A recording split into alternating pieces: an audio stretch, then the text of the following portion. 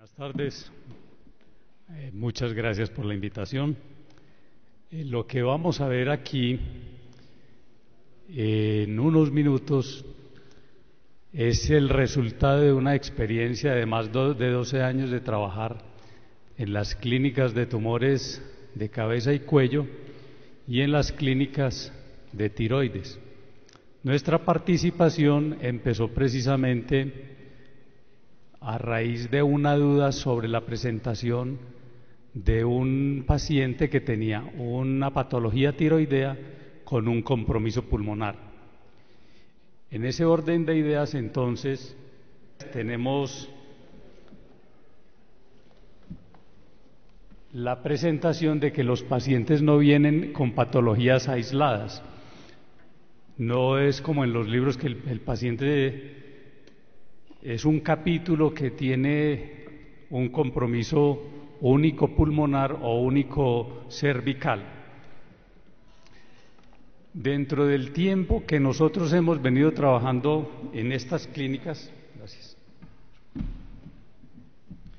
Entonces he seleccionado para ustedes lo que nos ha llamado la atención por la frecuencia con que más se presenta.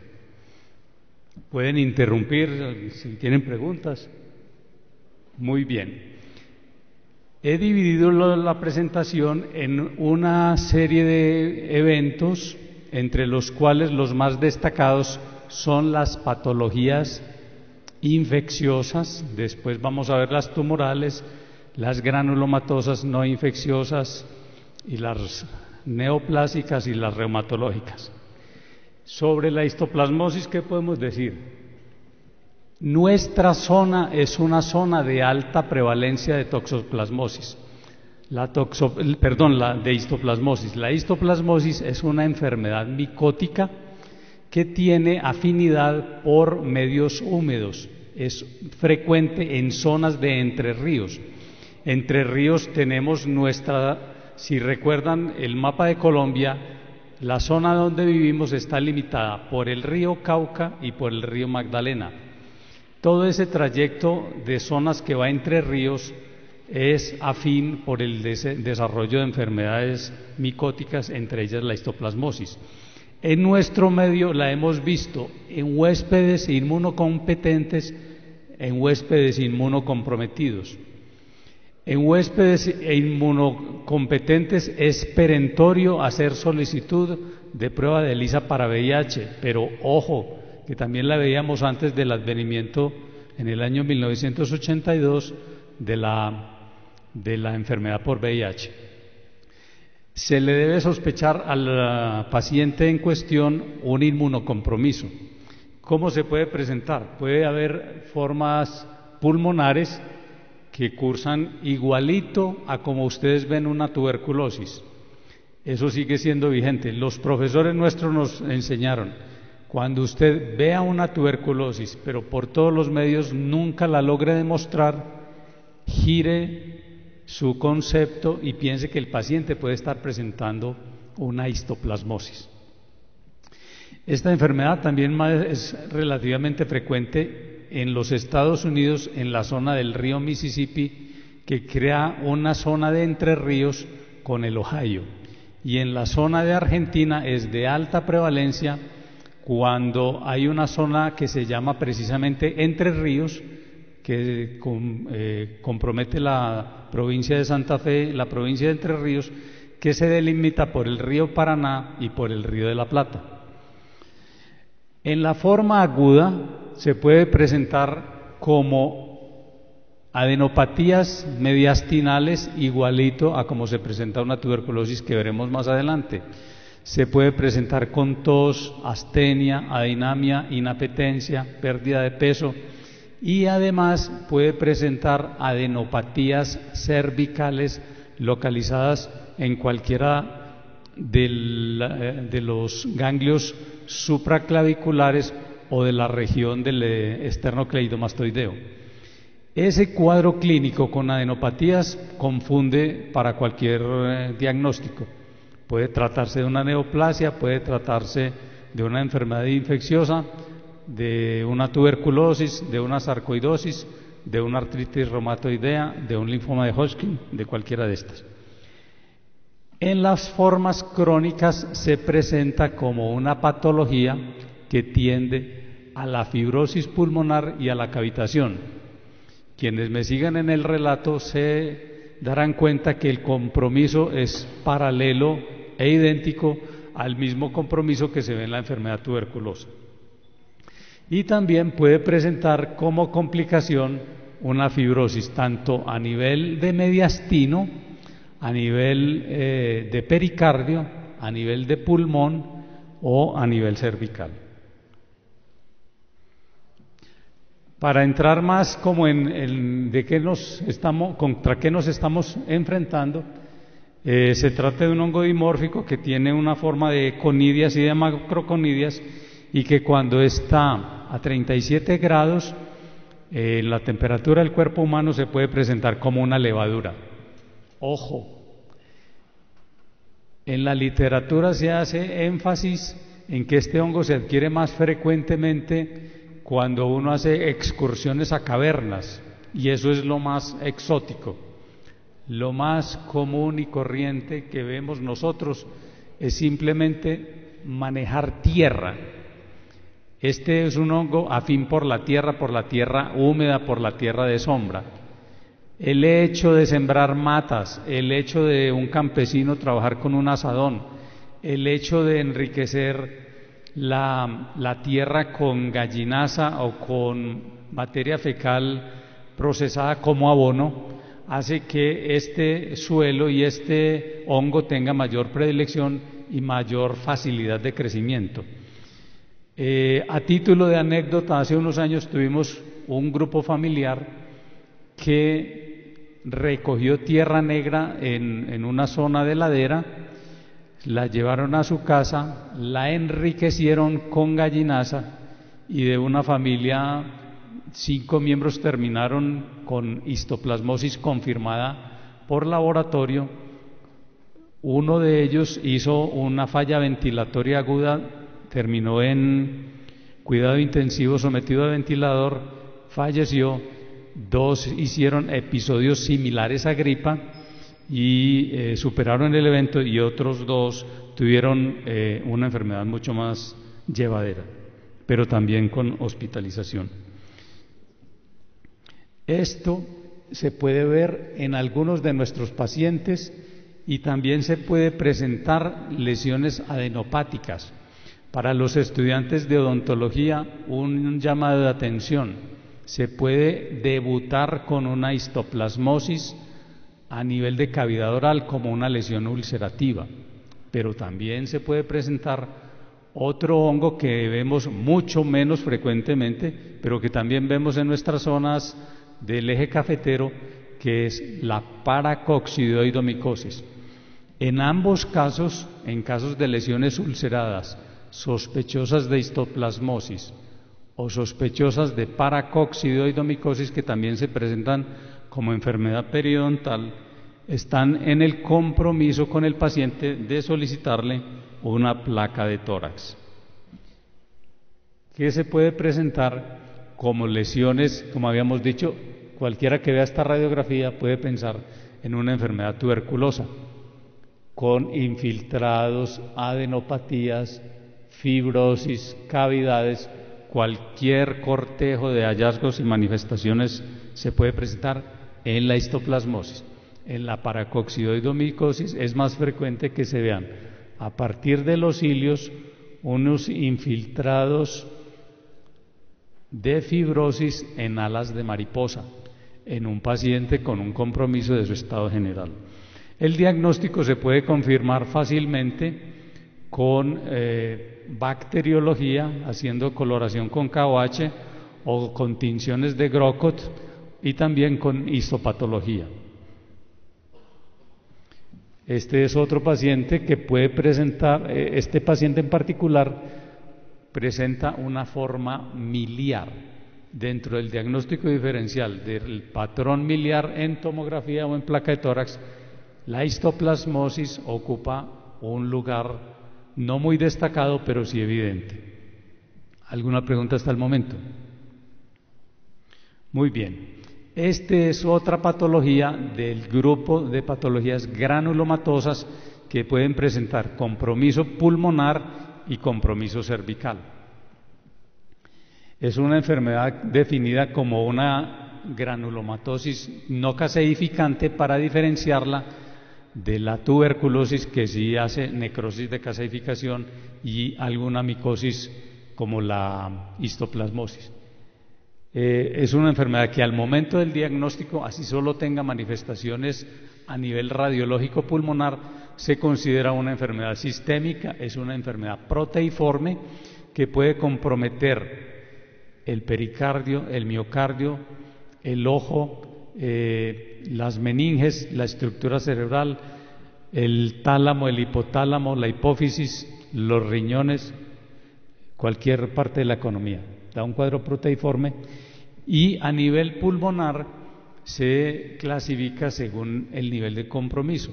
Aquí vamos a hacer un pantallazo para comentar que puede presentarse única y exclusivamente con manifestaciones de adenopatías iliares, o puede presentarse con una placa normal, o con regresión de las adenopatías, pero manifestaciones a nivel del parénquima pulmonar, como una forma miliar que vimos ahora de la histoplasmosis, o una forma fibrótica, o también puede dar cavitaciones, o puede dar en un menor porcentaje de casos derrame pleural. A nivel parenquimatoso entonces se puede dar con compromiso de ganglios intraparenquimatosos o a nivel de ganglios mediastinales, que es la forma más habitual.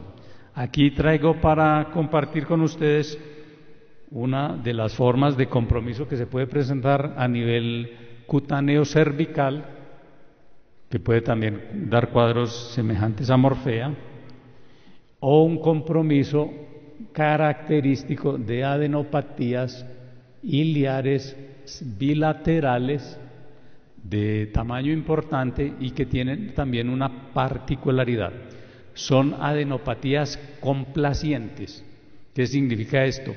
Que no comprimen el bronquio, crecen alrededor del bronquio pero no lo comprimen, distinto a lo que pasa con las neoplasias linfoproliferativas de tipo linfoma Hodgkin o no Hodgkin.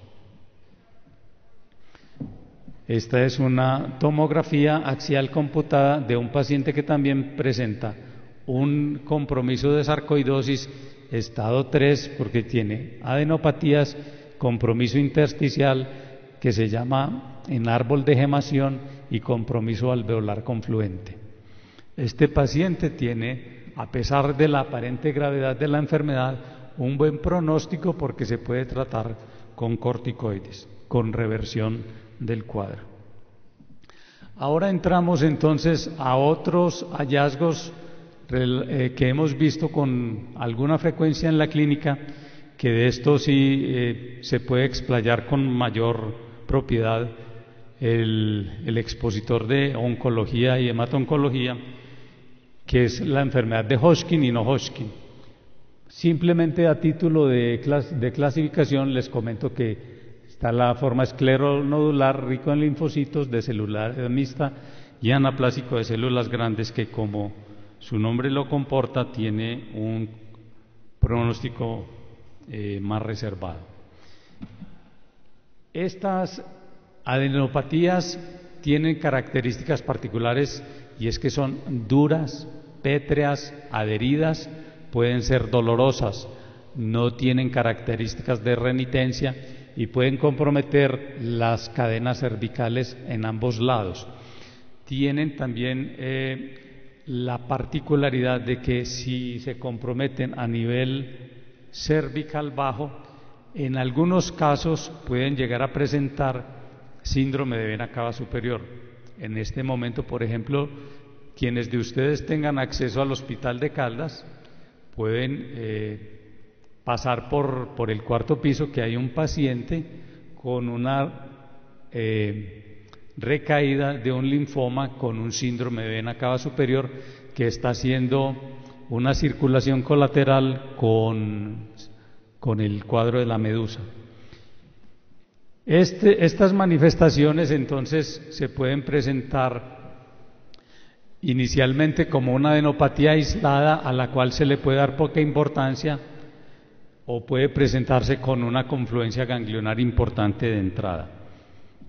Hemos visto casos de pacientes a lo cual no debemos llegar. Tuvimos una paciente con anemia, con taquicardia y con adenopatías de este estilo, en donde su médico le dijo, para la taquicardia le formuló un beta bloqueador, para la anemia le mandó sulfato ferroso, y para la adenopatía le dijo, pues si usted quiere se la hace biopsiar. A mí no me parece, pero si quiere hágasela biopsiar. Lo que les estoy diciendo es real. Por cualquier otro chisme, la paciente hizo un derrame pleural y la mandaron a neumología con la placa del derrame pleural. Hicimos la sumatoria de datos y entonces perentoriamente le dimos a la paciente, usted necesita inmediatamente la biopsia, tiene un linfoma y va para quimioterapia. Ódienos en este momento, pero después se va a dar cuenta de por qué. Al cabo de 6 meses la paciente volvió a la consulta con una pañoleta, era 21 años, estudiante universitaria, con ya toda la inmunistoquímica y la quimioterapia, pero viva. Entonces, ojo con examinar bien a los pacientes y no quedarse de brazos cruzados ante la presencia de adenopatías de este estilo. Como dijimos entonces, los linfomas también dan manifestaciones a nivel de parénquima pulmonar, como pueden ser lesiones redondeadas, que en este caso en particular reciben el nombre de bala de cañón, que también se pueden ver como metástasis de tumores, preferiblemente de colon, aunque también de riñón, compromiso parenquimatoso, compromiso pleural, compromiso adenopático. A este respecto también vale el comentario siguiente: los linfomas también producen derrames pleurales. Los derrames pleurales pueden ser con características de exudado y ameritan biopsia pleural para identificar. Ya la histopatología determinará el manejo terapéutico. Este es otro caso de paciente con linfoma, en donde se puede ver compromiso aparentemente pseudotumoral, pero también de intersticio y en algunas partes de vidrio esmerilado. Es típico el compromiso ganglionar mediastinal del mediastino antero superior. Este grupo de pacientes también los hemos tenido. La semana pasada tuvimos uno, en el pasado hemos tenido varios.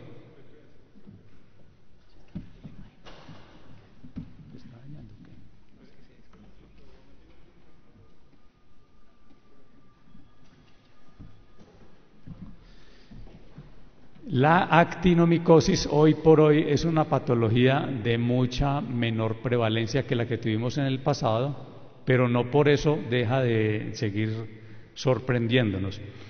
La actinomicosis, los invito a que hagan una revisión de sus textos. Se puede presentar con una forma cervical, una forma abdominal y una forma torácica. Es producida por una bacteria de baja resistencia, muy sensible a los antibióticos del grupo de la penicilina. En nuestro grupo hemos tenido un par de pacientes. En uno de ellos había sido remitido con sospecha de cáncer de laringe, pero en la tomografía presentaba a nivel de compromiso ganglionar unas zonas de reblandecimiento que después de hacerle una biopsia aspirativa se demostró la forma bacteriana y se le inició el respectivo tratamiento. Hace poco tuvimos también un paciente con un compromiso óseo mandibular que se sospechaba que era de origen neoplásico, pero también tenía un compromiso. Esto hoy por hoy es mucho más frecuente en la India, la literatura más actualizada está en la India y está disponible en la red, pero no por eso deja de presentarse entre nosotros. Antiguamente se pensaba que tenía que ver con la actitud campesina de andar con una hierbita en la boca. De la misma manera se pensaba de la paracoccidioidomicosis, pero hoy por hoy se sabe que obedece más a patología de tipo inmunocompromiso, porque todos tenemos estas formas de actinomices en cavidad oral, sobre todo el actinomices israeli y no tanto el actinomices bovis. También es de comentar que estas actinomicosis fácilmente revierten con el tratamiento. En algunos casos, sobre todo las formas torácicas, se fistulizan y pueden producir también a nivel ganglionar cervical una secreción de unos microgránulos que se deben llamar en gránulos de azufre. Aquí una forma, pero ojo que esto también se puede ver en pacientes con histoplasmosis, sobre todo en histoplasmosis y VIH. Una forma de derrame pleural sin compromiso pulmonar, que también tiene las características de exudado, y ahora la que nos manda habitualmente. La forma de tuberculosis se puede presentar a nivel pulmonar y a nivel cervical como escrófula. El cuadro clínico es muy similar al que ya describimos, puede presentarse como forma aguda con fiebre, leucocitosis, tos, escasa expectoración, compromiso del estado general, similar a una neumonía adquirida en la comunidad. Y también puede presentarse como un cuadro de lenta evolución que se llama de impregnación toxibacilar, con astenia, dinamia, inapetencia, pérdida de peso, tos, expectoración purulenta, a veces expectoración hemoptoica, compromiso del estado general. Ahí a uno se le prenden las luces y pide una vaciloscopia seria de esputo en donde se pueden detectar las formas. Y también, sobre todo en cierto grupo de población infantil, se puede presentar una forma cervical que se llama escrófula.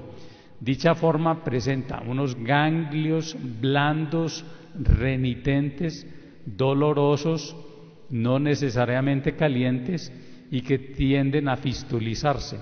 Esa fístula se cronifica y no mejora sino con el tratamiento específico de la enfermedad. Se puede volver crónica. He aquí un caso de una paciente con unos ganglios confluentes renitentes que tienden a fistulizarse. Ojo, esto también se puede presentar en niños cuando la vacuna para la BCG no ha sido adecuadamente colocada por vía intradérmica. Cuando se aplica por vía subcutánea puede llegar a ser esto. O también hubo una epidemia de escrófula en niños en Rumania hacia el año 92, que fue una alerta para la Organización Mundial de la Salud. Haciendo estudios en estos niños resultaron inmunocomprometidos, hijos de madres VIH positivas que no se habían hecho tamizaje en el programa de crecimiento y desarrollo. Entonces, alerta, cuando tengamos un niño con una escrófula, hay que pensar en VIH en él o en la madre. Esta forma de tuberculosis se puede acompañar de compromiso radiológico que, como vimos ahora, puede cursar con formas alveolo-acinares, formas cavitarias, fibrosis hacia los vértices, retracción de los cilios y todo el cortejo de una forma pulmonar o hematógena. Aquí otro caso con derrame pleural, con componente alveolar, componente cavitario, poca respuesta ganglionar y que se puede ver en la consulta de todos los días en cualquiera de nuestras instituciones. más de lo mismo, compromiso cavitario, confluencia hacia los vértices, pobre respuesta ganglionar sobre un terreno de un paciente con una enfermedad pulmonar obstructiva crónica, que es una comorbilidad que predispone a la presentación de tuberculosis. Carcinomas. El carcinoma que vamos a comentar primero es el carcinoma pulmonar, que puede dar lesión pulmonar, pero que también puede dar compromiso adenopático cervical. Aquí voy a ser más enfático en el compromiso ganglionar cervical. Cuando uno examina juiciosamente a los pacientes y no hace exámenes de 15 minutos, o como decía ahora mi predecesor, abra la boca, saque la lengua, correcto todo. No, hay que examinar con juicio, palpar las zonas, profundizar, a veces hasta causar dolor. Hay que buscar los ganglios supraclaviculares derecho e izquierdo, que pueden ser nicho metastásico de estas neoplasias. Cualquiera de ellas puede asentar en ganglios supraclaviculares. Y el simple hecho de detectar estos ganglios, ya de entrada ustedes tienen una clasificación de estado. Sin haber visto una radiografía, ya este paciente tiene un estado 4, porque tiene un ganglio a distancia probablemente neoplásico, cualquiera de estas que estoy mencionando acá. De la misma manera, y ya para terminar, les comento que las enfermedades reumatológicas, principalmente la artritis reumatoidea, el lupus, la esclerosis sistémica progresiva, pueden presentar en su inicio o en su evolución adenopatías cervicales. No me pregunten por qué, porque no lo sé, pero preferiblemente de las cadenas posteriores. Muchas gracias.